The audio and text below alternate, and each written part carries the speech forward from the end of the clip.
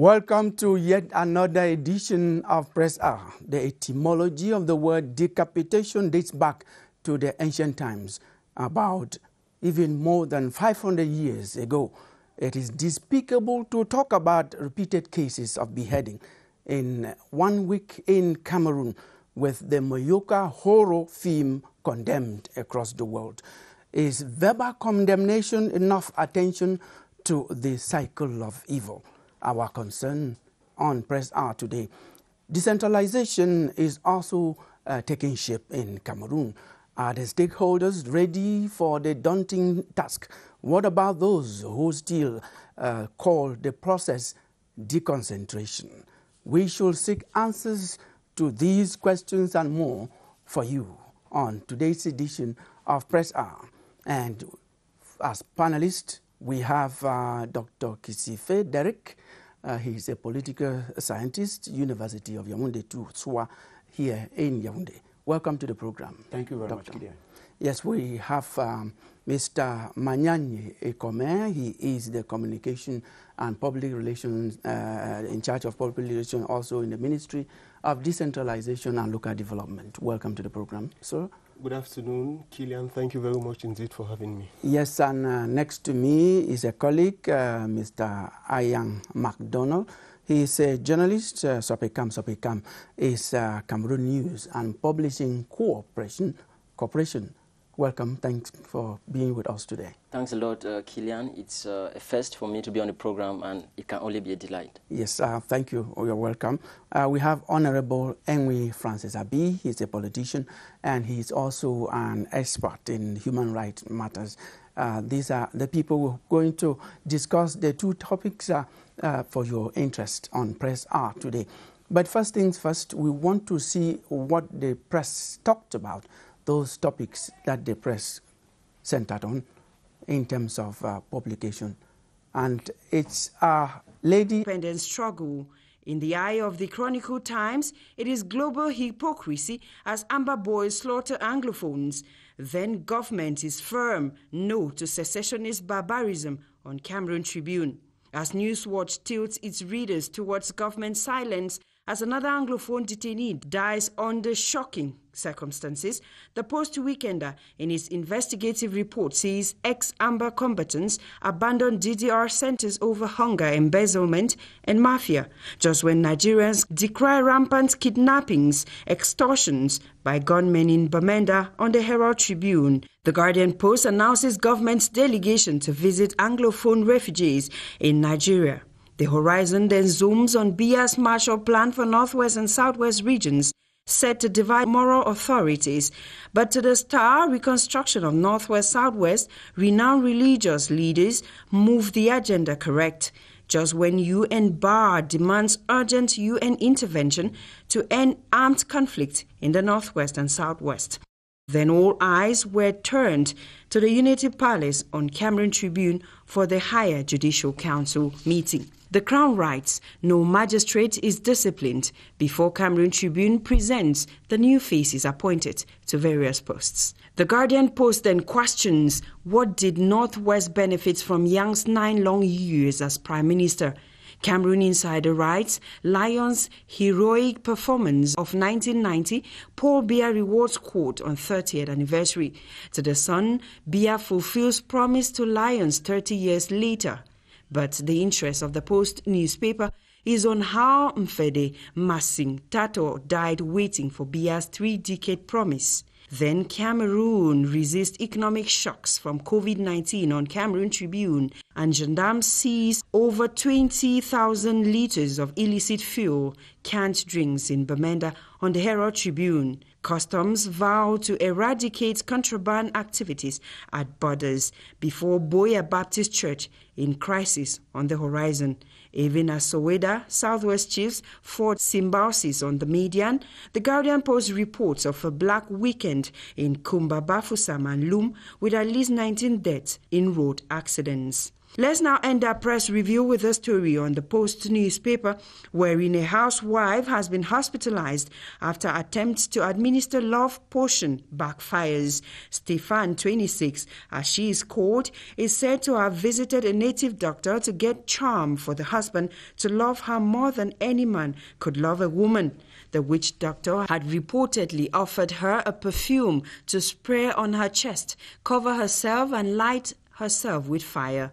What she did and sustained serious blisters after fire burnt her chest. She's currently battling for her life in a hospital in Yaoundé. Until I come your way again, this is your Hour with the Press.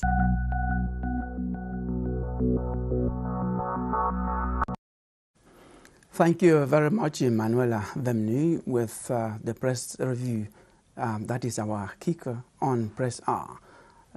Honorable, the topic we have, the vexing topic, an event that has been condemned across the world, the macabre killing, the beheading of Comfort Tumasang in Moyuka in the southwest region. And it is not an isolated case. Earlier, the same week, we had a similar decapitation in the northwest. And it's not even just there that we end. It's full of emotions. We still remember the case of Ayafo about a year ago. Despicable indeed. These are things that we describe as horror films elements. We even read in books, and we are living that today. How did you even watch the video to the end? May I ask you? Killian, I watched the video and I couldn't sleep for 2 nights until my family actually noticed that something was wrong with me, because I didn't want them to even watch that. I didn't even want to show that to my wife. It was painful. And I think the same pain goes to anybody that has watched this video, considering that we have our own brothers and sisters who for over 10, 15, 20 years have not been to this country, and will get up just one morning and tend to tell us they are fighting for our interest. Fighting for our interest, trying to protect, to make life better for we, the Anglophones. But yet you have turned to be cannibals. You've turned a struggle that you brought into another struggle with your special agenda, and has turned it now to outright barbarism, insanity, and hypocrisy in the name of independence. I think Cameroon is trying to come out now with a new type of history in violence, because the whole world now, all eyes are on Cameroon. Anybody see that video will for no reason accept whatever these idiots are standing for.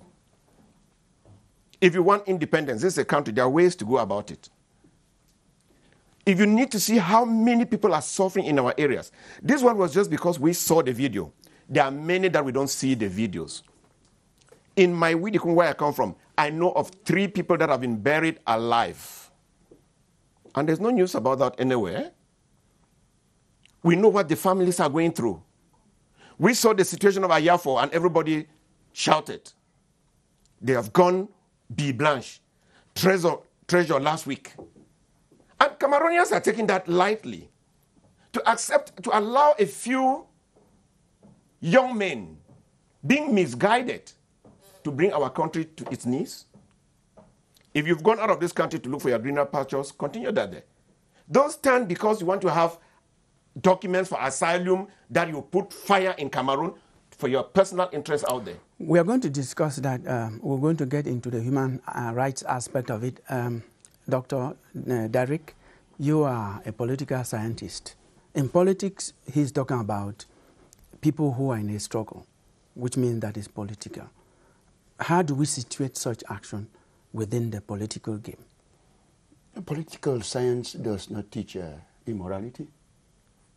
And political science stands to correct horrendous crimes like such ones. And the relationship between political science and law is to promote governance. How can we in the 21st century, Killian, imagine that somebody is, in fact, it's a human, it's a crime.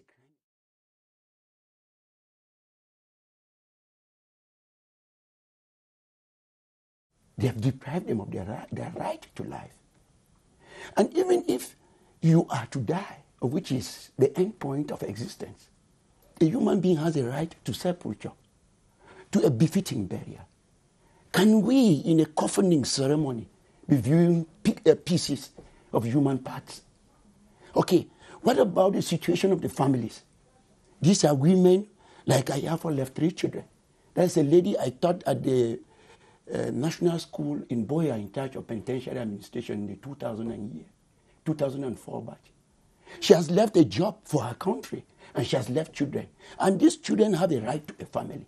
Comfort this week, Thomas, and this week left children, 2 children. Yes. So it is, like I was telling a parent yesterday, that it's like we have gone to the bounds of civilization. And these are things we must come to terms, like Honorable has said. These are things, a Cameroonian society. In fact, a respectable group of people called Anglophones, who used to be called people to be respected, for us to find such kinds of cases emanating or emerging from our societies. We are no longer in a barbaric period, a moment of incivility, where people take, in fact, laws into their hands and abuse the rights of others in such a horrendous manner. In fact, I want to doff my hat to the senior divisional officer for FACO, who just went down to the field and has promised that measures are going to be taken, firm measures to track down those criminals and bring justice to the deceased. Doctor, we are going to develop this topic in that line. Justice will be done to those ones who develop that. Is justice done to these 3? We are told they were 3. It may not be done to the others who are planning to do some other things. We're going to look at it beyond such condemnation worldwide. But before we go to that, politically, can that be explained as a means to pass a message? It is whatever the message is. It is to me misguided. And it is not the best way to send across a message, considering the fact that, in fact, let me tell you something. I don't think the international community of nations promote uncivilized groups. Not at all. Okay. How can you imagine that a group of respectable members of the international community will find association, will find cooperation with such kinds of dissident activities? Politically, it's unacceptable. Okay. Mr.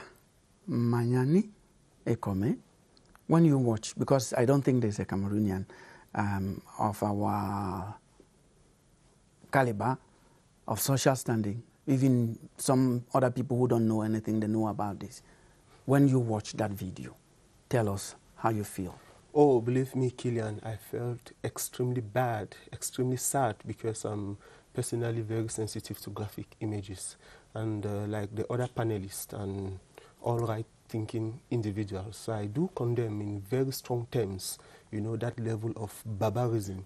We grew up not hearing about such things. And I think we have to, more than ever before, inhabitants of the Northwest and Southwest regions must give peace and love a chance.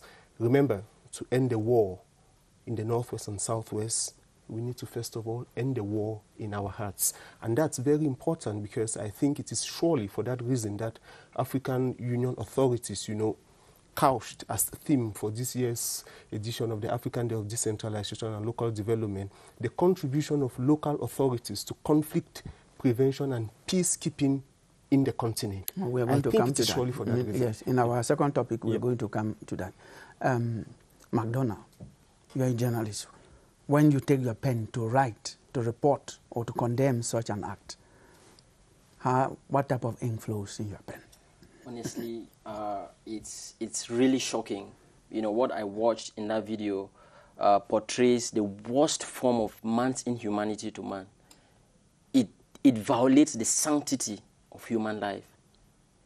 The dastardly act that I watched in that video and other videos that precede it are just so mind-boggling, are just so tear-provoking, terrible. And when a reporter want to write or report on such a thing, it's but very normal that emotions may end up flowing into what you write. So, but I think it's something to condemn with the utmost vehemence possible. It's incomprehensible. It's really, really shocking. Now, before we continue with this topic, the discussion on this topic, I will invite you to watch this report filed in from Boya by our Southwest correspondent, Guy Roger Nana.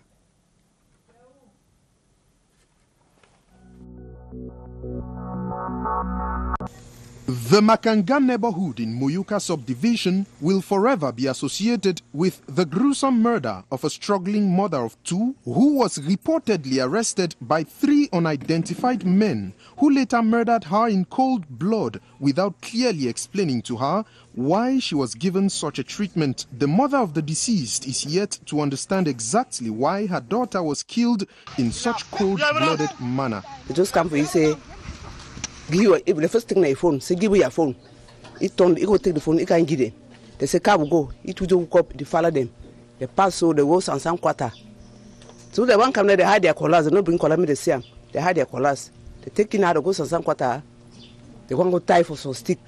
They say some people that will come out, they say no come out different water. If the girl do not no kill for you. Now that put for safety, but what about no in that time? Now that boy was that some was they for safety, then 3 they been there. The senior divisional officer for FACO, Emmanuel Ngamba Ledoux, paid a visit to the bereaved family. I've come to Muyuka today, first of all, to extend the condolence message of the head of state to the bereaved family of late Mrs. Tumazan, who was brutally assassinated a couple of days ago by criminals pretending to be fighting for an unknown cause. These criminals are going to be prosecuted, and action has been undertaken to make sure that they are tracked down. Meanwhile, the rest of the population here was reassured that the perpetrators of this act will be fished out and brought to book soonest.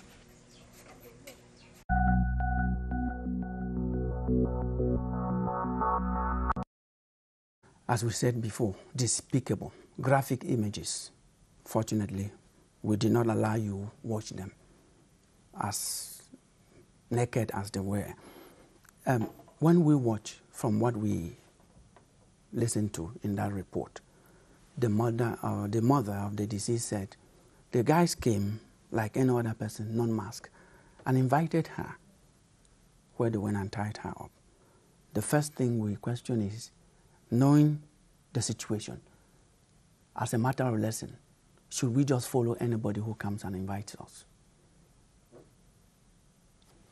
Yeah, I think it is not prudent under the present, circumstances to follow whosoever comes and invites you. But more importantly, I think the population of the Northwest and Southwest must at all times collaborate with the forces of law and order if we have to bring an end to this level of barbarism. Because in all of those places, the guys who perpetrate such acts are known. They are known. These ones even came on masks. Yes, they even came on masks. It means that there are children who live just around the vicinity. Yes. Yes, so it is important to identify them. Honorable Ingrid Francis, when you watch the images, you see cars drive past as they are dragging her to go tie her. In terms of collaboration you were talking about, should people watch such acts in fear of, I don't know what, take place in our country? Well, that is what has been happening all over in the Northwest and Southwest, where these boys will come even in broad daylight and take you from your house in front of your family, and they go away with you. They will come and pick you up from a bar, drinking with friends, and taking you away, and then nobody reacts. So what should people do? Fear. Everybody's just afraid if you do this, they'll come for you tomorrow. And I think it's time for us to put aside this fear. 3 idiots would not come like that, and a whole population watch at them, take up a lady, And the first thing is they came without any machetes, any weapons, took her away, and people were watching. We mean she could And resist. because the people knew that these are those boys, if you do anything, they'll go and come back for you, they had to allow them to take this girl away. And the most interesting thing is, even after killing the girl, the sponsors came out with a video showing a penis and somebody lying somewhere on a bed and saying that that woman was killed because she cut the penis of the husband. You can imagine that. Which is trying to derail people's attention from, and it's time for our people to get up. Many communities have put up their vigilante structures, and they're actually handling the situation. We have many now arresting those boys and giving to the soldiers. If all can turn in that direction, then you weaken them. McDonough, what should somebody do if you're even suspecting her case, there were people around? If you suspect that they're coming for you, you should not give yourself over. Well, the reality on the ground is so many people who are living in the two Anglophone regions at the moment are, I would say, in a situation of being between the devil and the deep blue sea. Because, like Honorable said, most of those separatist fighters are boys from the communities, are people who have been living with people in the communities. And so they know them, they know a lot of things about them. And so the extent to which they have succeeded in instilling fear amongst the community is in such a way that when you try to raise an alarm or you try to resist certain activities of theirs, then you become a target. But I think the underlying issue beyond all of this is, how did we get here and how should we get out of it? Because it doesn't just suffice to condemn. There have been condemnations from globally. The diplomatic community, the United Nations has even condemned. A lot of people have condemned. But and since you've raised that, that was actually going to be our next. Okay. So beyond the condemnation, I think there is need for concrete action to be able to stop what is ongoing. Yes. And so many people have said it, and I mean, it's not me saying it. Yes. There is need for us to sit on the table of brotherhood and chart a way out of this crisis. And to be able to do this, there is need for inclusive, frank, honest dialogue, which is what has not happened yet. It has not happened yet. Dialogue is ongoing, government says. Yes. But there is need for that. If not, we will continue to lose our loved ones to such savagery. Yes, we had the major national dialogue, which also calmed down the tension to an extent. It is being implemented. We are aware it's not worked completely because these things are still happening. Honorable, concrete action. What concrete action can be taken to make sure that this stops? Because not only at national level, because we're talking about international condemnation. So when they come and shout, oh, we've had so many condemnations from time immemorial on so many things. So what way forward in terms of action? I think the way forward is it's time for national and international solidarity against this evil in the Northwest and Southwest. Not only words, because everybody will just come and write a piece of paper and say, we condemn this. We want action. What type of action? And the type of action should be, the perpetrators or the sponsors of these activities are not in our country. They are known. And they are known. Yeah. They are in some of these countries that are even condemning what they saw. So what are they doing to put them to order? Those of us back home, what are we doing to put these boys to order? Because they are already like loose cows. Cannons. How do we bring them back? We need to put a strategy. I think community... To the peace crusade, it died. You could not do that. No, it didn't die. We came out and introduced it. And thereafter, we had underground meetings. We did quite a lot in our team because it's quite a big team. All,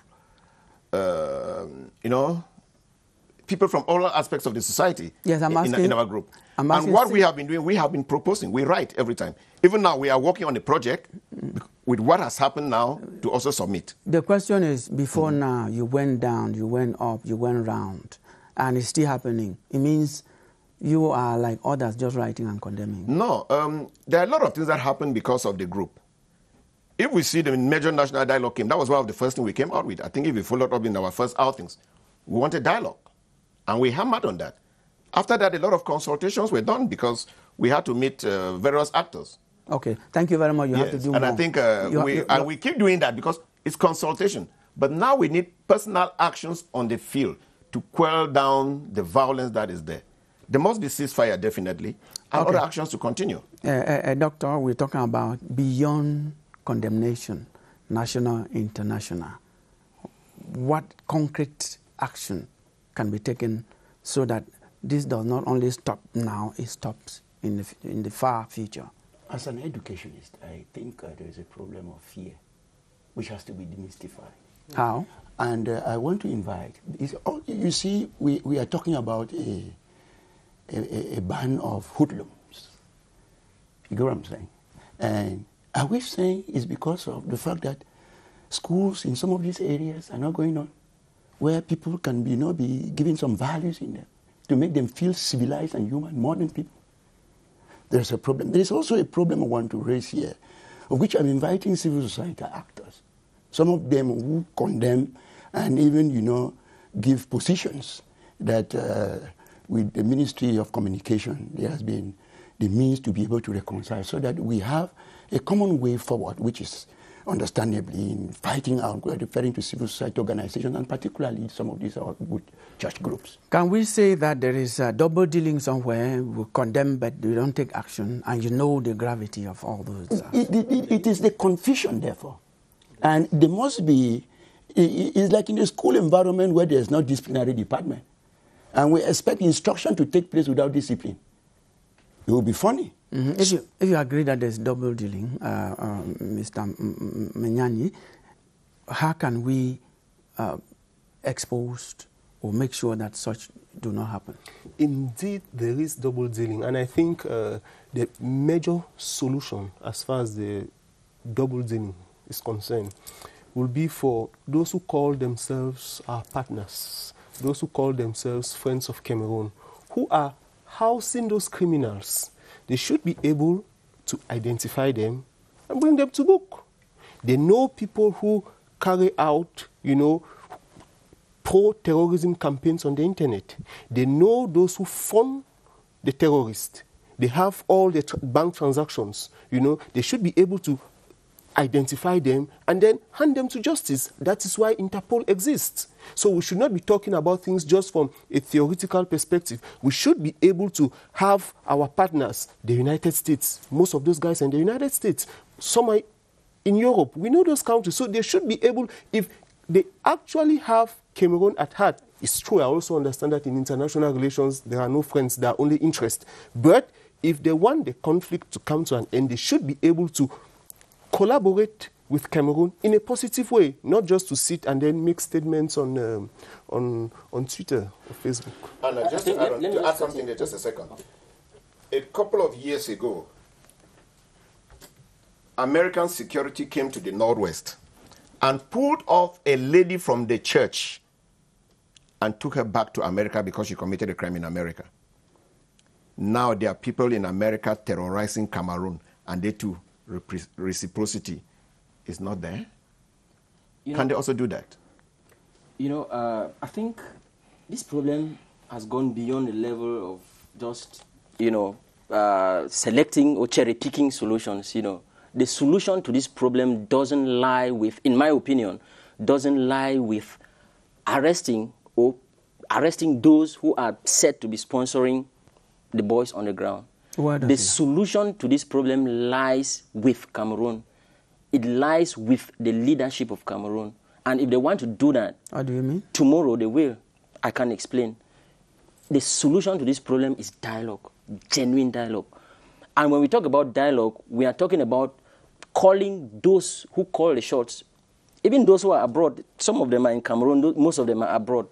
Rather than arresting them, there is need for them to be invited to the table because they are the ones who call the shots and they control the boys on the ground. It's unfortunate what is happening, but that is a fact. Okay. So there is need for that. If not, we'll just be beating around the bush as far as this problem is concerned. Thank you. I think you've ended that topic well because after everything, the end is always dialogue. Absolutely. So why don't we continue with the dialogue that started and take it to another level?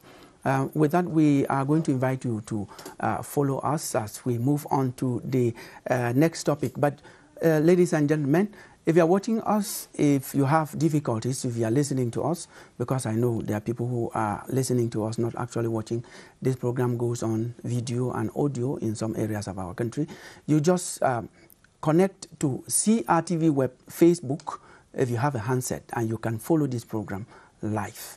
If you also have contributions, send to CRTV Web Facebook, and at the end of this program, in about 25 minutes, we're going to read them to you. We're going now to move on to the next topic. The next topic that we have today is decentralization, and you know the General Code, Decentralization Code was just signed.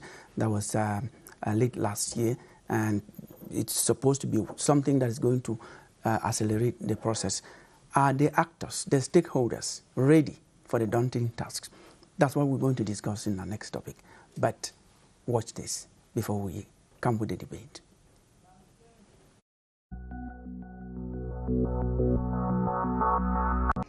To tell a tale in a language intelligible to local communities, use folklore or the drum language. Exactly what the government did to get the message of community participation reach elected officials and players in decentralization and local development. The decentralization the president is talking about is a decentralization involving everybody. That's why it was important for us to talk about all these things here in Okola. The population of Okola, 30 kilometers from Yaoundé, the target of this 10th African Day of Decentralization and Local Development, twinned with Africa's 3rd Civil Registration and Vital Statistics Day, which sought to drum up respect for the birthright of birth certificates. In both ceremonies, the Minister of Decentralization and Local Development had a chat with grassroots populations on their role in guaranteeing conflict prevention in line with this year's theme, which centers around local authorities' participation in prevention and peacekeeping. In addition to competences transferred by the 2004 law, the law of 2019 on the General Code of Regional and Local Authorities beefed up councils with 7 new competences, while at the same time upholding the principle of decentralized governance in Cameroon. The authority of the state at the local level is championed by the senior divisional officers. His scope of interference touches on the control of legality of operations and counseling. 8 areas of competence, including budgeting, loans, spending, development plans, amongst others, are submitted by mayors to the senior divisional officers, and in case of any flaws, these could be annulled or sent forward to the judge. But if the mayor is not satisfied with the decision of the senior divisional officer, he takes a litigation forward to the administrative judge for arbitration.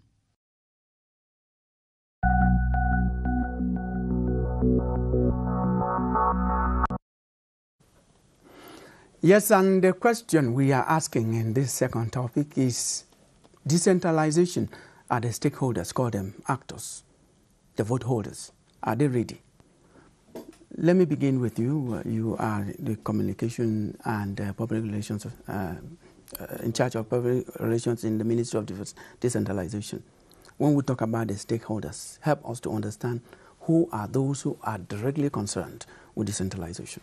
Good question, Killian. First of all, if you permit me, I'd like to briefly explain what decentralization is all about. Decentralization simply means a process through which powers and resources are transferred from the central level to regional and local authorities to be exercised by locally elected officials under the supervision of the representative of the state. Therefore, there can't be any decentralization without the supervision of the state. Now, to come back to your question, who are the stakeholders of the decentralization process? There are 6 of them. At the first level, we have what we call the central authorities, who include the President of the Republic, who does policy formulation. He defines and formulates the policies. You have the Prime Minister, head of government, who oversees and coordinates the implementation of those policies.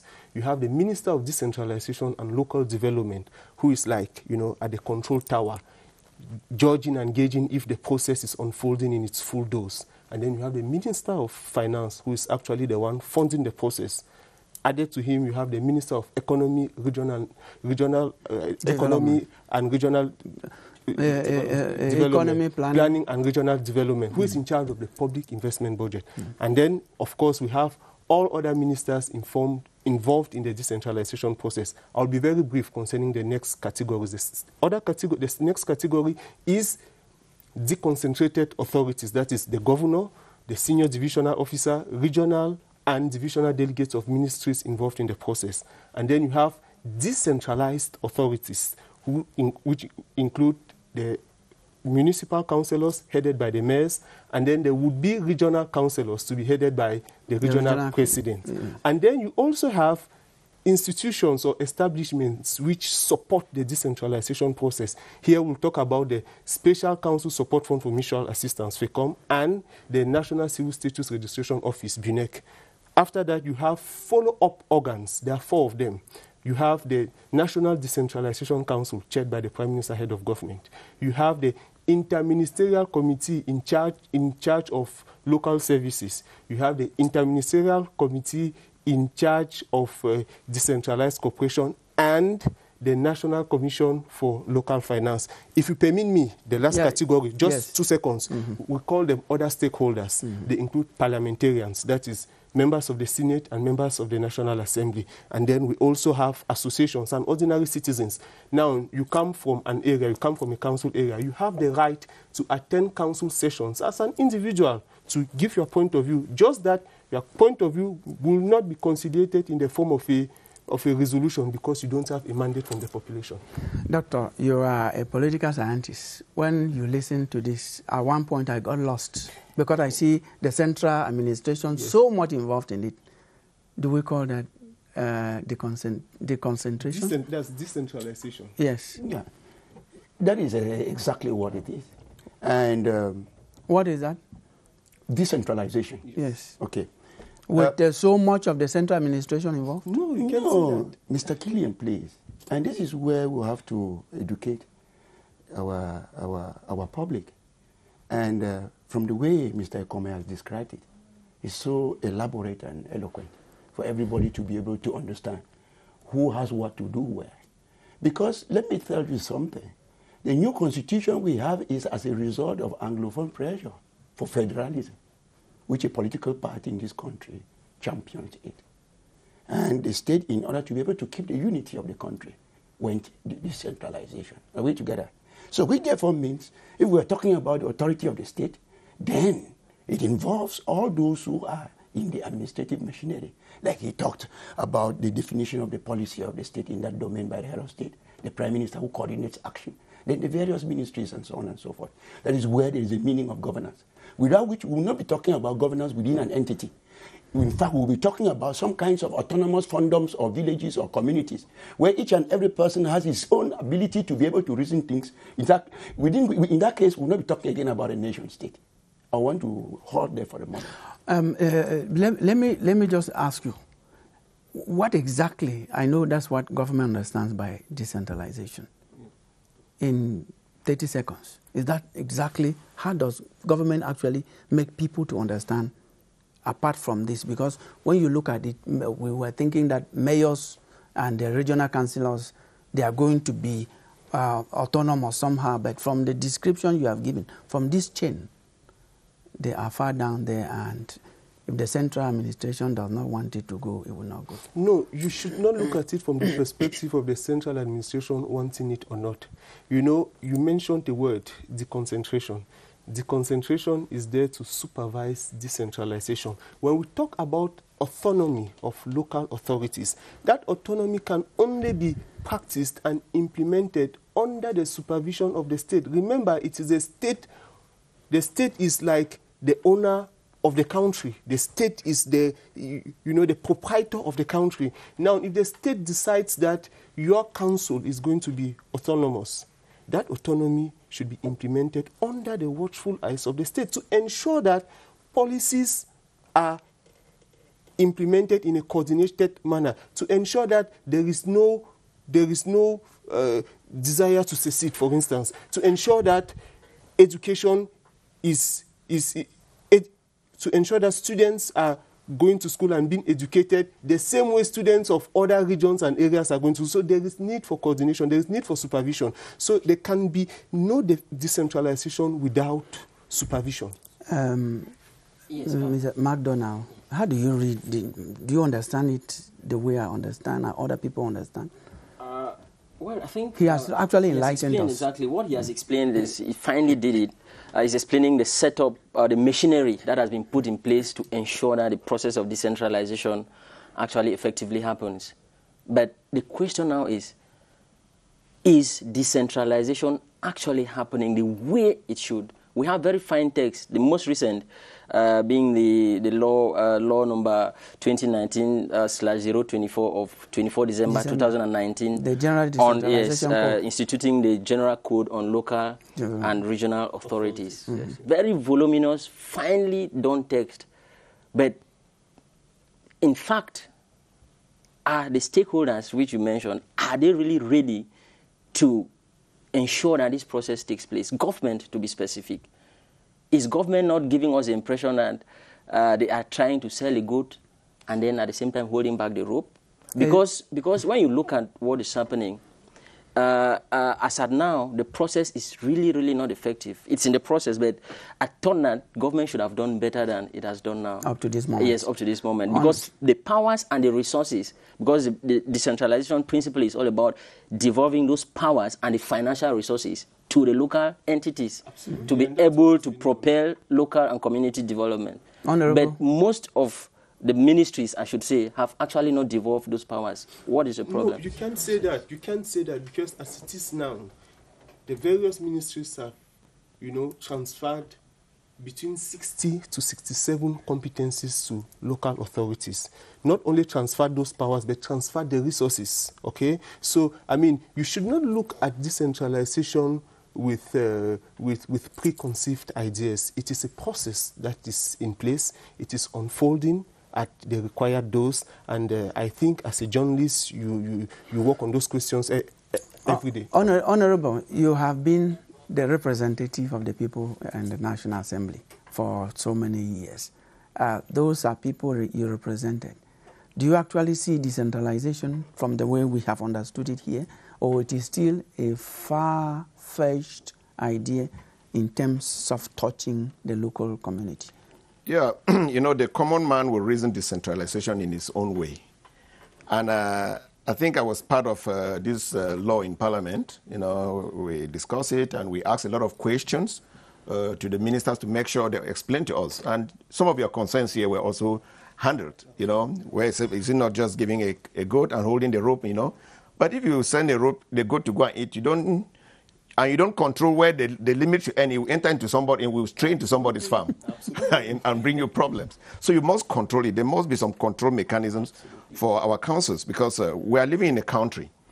And if you want to give autonomy to the local and regional authorities, you don't just dash them everything and say, take and do whatever you want to do. So there must be that control mechanism where the administration is there now to put some speed brakes. Else, many of our representatives will go wild, and then the implementation will become a problem. I do believe that if well implemented, Cameroon will be a paradise not long from now, because if it will give the local representatives, that's the mayors and the regional presidents, the audacity to prove their worth, because you wanted power. Okay, that's the power given to you. Use it. Use it. Thank you. And develop your area. Thank you. He's talking about if. That if is underlined. He has said it once, twice, and 3 times in his speech. Yes. Which means that he is still looking forward to seeing it happen. This is competent. We have competencies transferred to local authorities. Yes. Most of them mayors, regional councils, and then, as you said, the congested authorities. Yes. Some of them, I should say it here, mayors and others, they don't have the technical capacity. They don't have the local public service trained staff. We have NASLA that was newly created to handle all of that. But we don't have that. How is that going to make it work without people who know all of that? Yes. As far as the human resources of local authorities are, is concerned, we have come up with what we call the local public service, and you did mention that.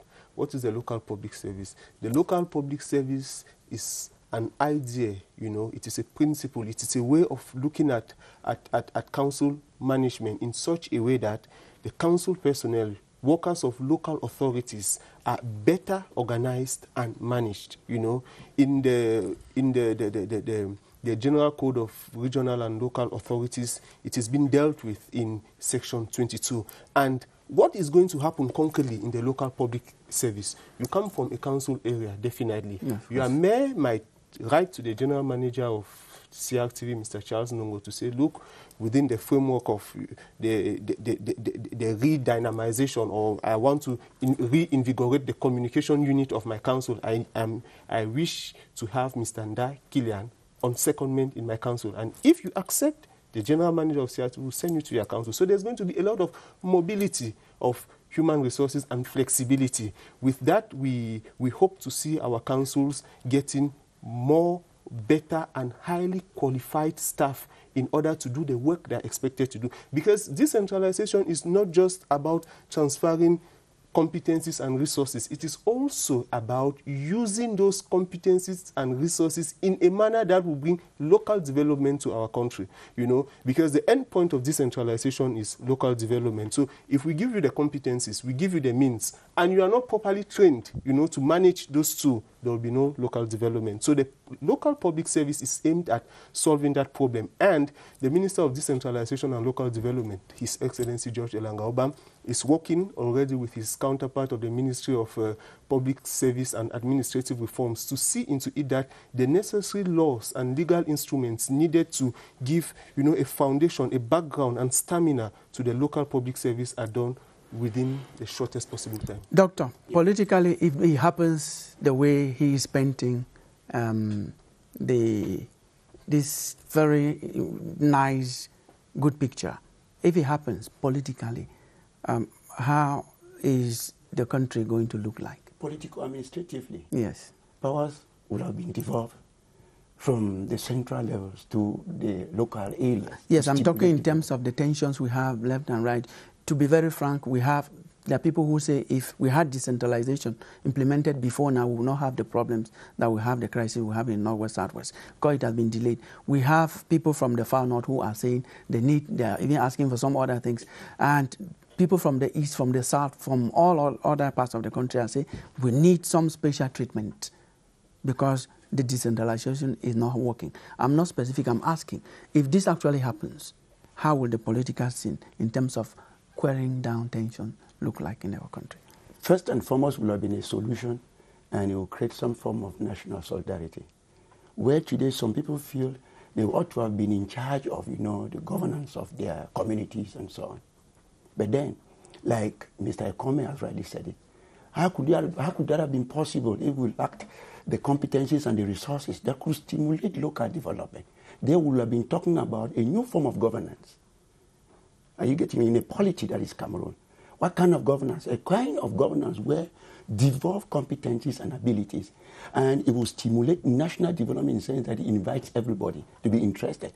Not like you feel like if you do not go to ENAM, then you don't have a place to participate in national development or in the development of your community. If you do not leave ENS and so on and so forth. Like he has rightly said, it is incumbent on the mayor of the area to use what we call decentralized local cooperation to touch those other national services and institutions or corporations of the state to bring development. Not only at the national level, it could get to the point of international cooperation. Okay. And I think that is one of the missions of his ministry. Absolutely. Yes. Now, yes. Let me just pick on that, yes. Yes, it's very important, but quickly, let me just go back to what he said. He talked about ministries devolving about 60 to 70% of competence. 60 to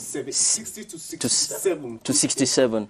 Yes, but why are they holding the remaining 30-something? Because I mean, the law talks about the powers. It doesn't say some powers. You know, I think it's a process. And let me just land. It's important. I'm not blaming. I mean.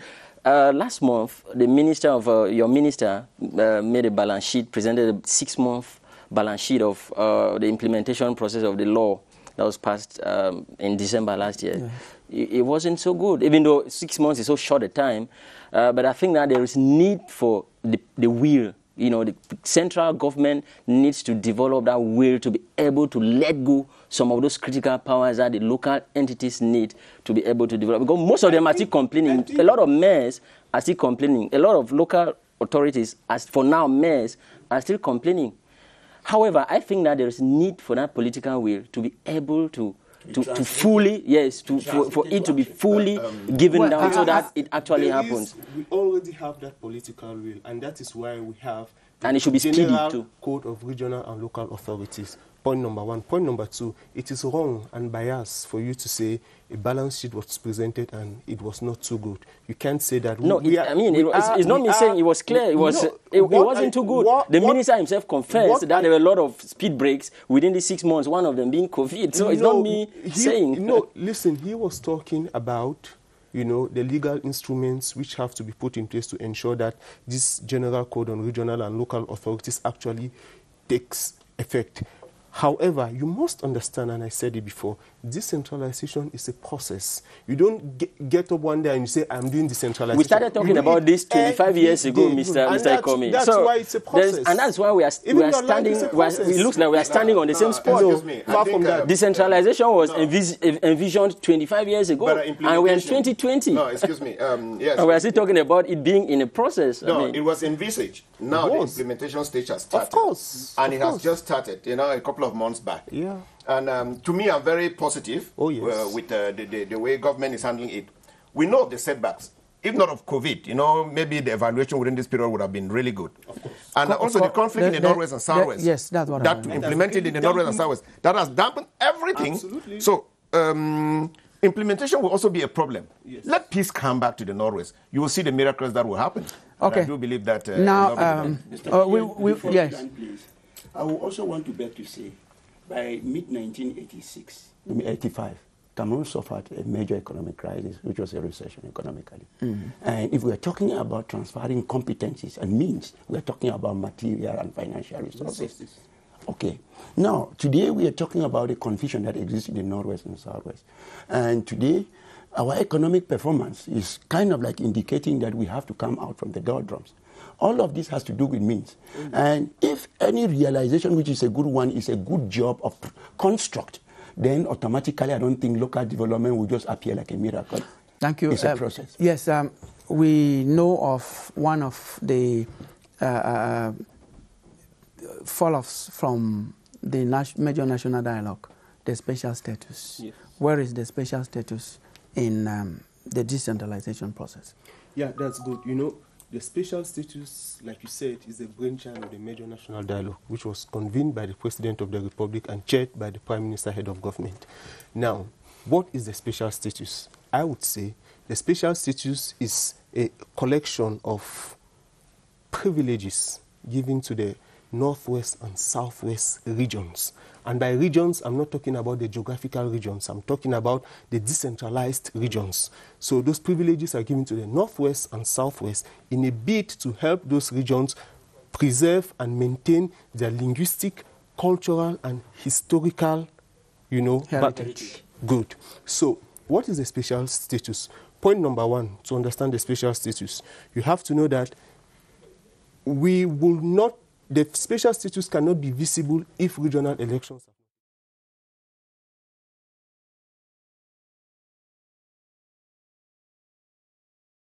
are. Second consideration.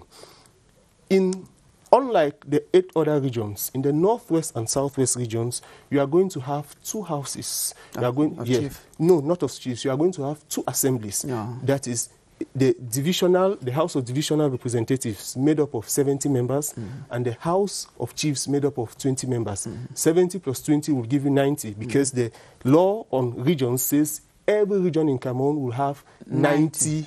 That's correct. Good. So in the Northwest and Southwest, we are going to have 2 houses, including the House of Chiefs, whereas in the other regions, you will not have the House of Chiefs. Okay. Third consideration about the special status.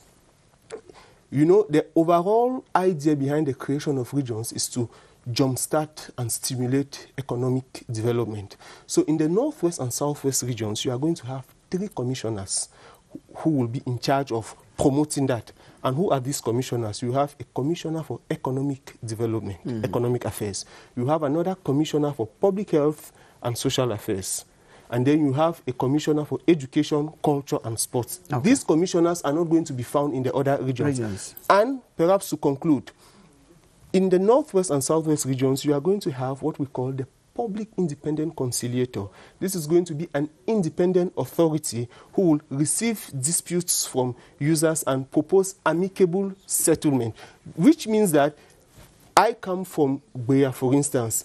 I am free to contact the public independent conciliator and tell him that I was in XY public service and I didn't receive the treatment I ought to have received. And he's going to put in place measures and mechanisms to correct that. Thank you very much. Doctor, we all listen to him. Truly very interesting. When you follow that, don't you see there's a communication problem? Do the people back there understand the way you've explained? That is why we are here to communicate. You have to, not every person watches us here.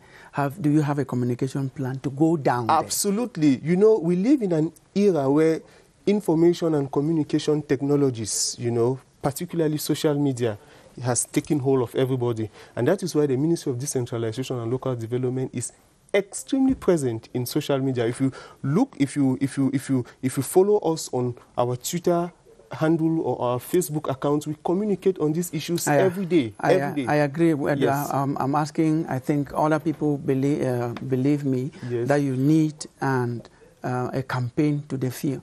Definitely, there is always room for improvement. Okay. There is always room for improvement. I think in curriculum also, considering the fact that NASRA is going to, you know, so much is going to be taught, and people now come to understand what it means by local management and administration, which in fact were domains that before never existed. And I want to come to tell you something. Some headmasters were prominent in our regions to have reason to become mayors, right? And issues of school administration and running a council area, they don't very much meet the same. And today we are talking about NASRA being able to provide the human resources, through which people are going to go to NASRA and graduate from there with a lot of knowledge in local management and administration, and which in fact will constitute the other element of academic and intellectual development in the individual, which will give a different perception of what we think about local development and regional management. Thank you. McDonough, is that answering your doubts about how fast it's going now, given that we have NASLA? Well, NASLA was just born. You know, NASLA is just a new creation. I think like I said before, there's need for us to fast track this process, because it's been dragging on for a very long time. You talked about the regional councils. I think that's one important entity that needs to be put in place, you know, to fast track the decentralization machinery. Until that happens, then we may not really enjoy the full dividends of the process. And your concern is very genuine about communication. So many people on the ground who are supposed to be the potential beneficiaries of the decentralization goodies, in quotes, are really not aware of what they even are entitled to. So there's need for that communication. And well, it's a process, but I think it should be fast-tracked. Honorable, last word. Let me ask you a question rather. If the decentralization is fast-tracked, as he's saying that it's actually fast-tracked, could it solve the problems we have, the crisis, and the problems in other regions? It could. Briefly, we don't have considering that this aspect, especially that of the regional councils, came in as a birth child of the national dialogue, which was aimed at trying to see how to solve the problems in the Northwest and Southwest. We are very optimistic that with the coming of the regional council and with the coming of the special status, everything will go quite well. Also, the NASDRA that has been created, I think it should also be given special status to Northwesterners, to Northwest and Southwest, in order to build up the capacities and send them down to the field for NASLA is national. We don't have that time again. When I look at my wristwatch, we don't have time again. It's just to thank you, gentlemen, for accepting to come for this debate today on two topics, barbarism in Cameroon, beyond human rights condemnation. Something should be done beyond just condemning. And then decentralization, are the major stakeholders ready? You have heard the discussions here, the debate was hot. And we had as panelists Dr. Kisife Derrick.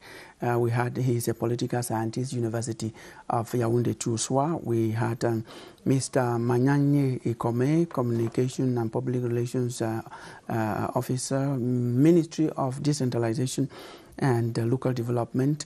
We had Honorable Ingme Francis Abi. He is a politician expert in human rights affairs. We also had you, McDonough, a colleague of Sopicam, Cameroon News and Publishing Corporation, McDonough Ayang. I want to thank you very much for coming. It's a pleasure. And thank you also for giving us your time. Watch this program, every broadcast Monday afternoon, 3 p.m. You can also watch it CRTV web, Facebook, after the broadcast at your convenience. Thanks and have a nice time.